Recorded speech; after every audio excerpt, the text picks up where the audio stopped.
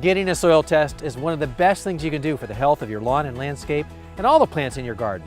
And it's a simple process, but there are a few key steps that you should know to get the best results. And that's what we're talking about in today's video.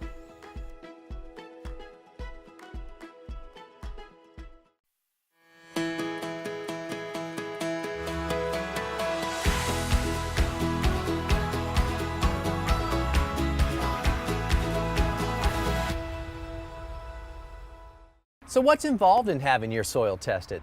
Well, first, take comfort in knowing it's probably the easiest test that you're ever going to take. All you need is a clean trowel or something to extract the samples with and something to put it in, like a bucket. Now you want this to be clean because you don't want contaminated samples going to the lab. But there's one more thing you need. Once you collect all those samples and mix them together, you need a box or a bag to put them in, and this one's provided by my county extension service just for that purpose. And you know what the best part is? Just in case I forget, all the instructions are printed right on the surface. Not bad.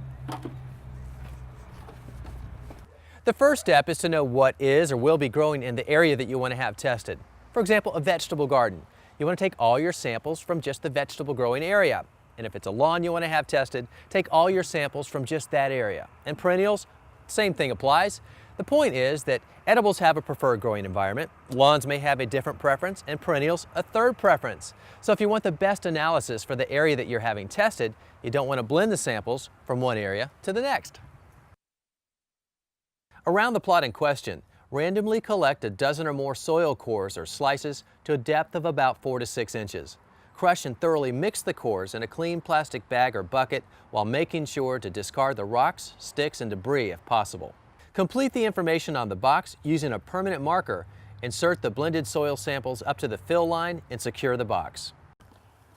And one more thing.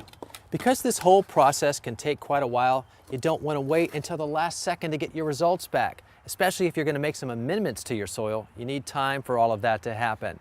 Now, for me, I typically send my samples in about 4 months before the growing season, and it's always worked out just fine. Finally, if there's any paperwork that needs to be filled out, be sure to do that and include it with your samples. A nominal fee might be required as well, so now would be a good time to enclose that too. Pack everything up, send it off, and in a few weeks, you'll have a detailed analysis that will provide everything you need to know to improve your soil to optimal conditions for whatever you're trying to grow.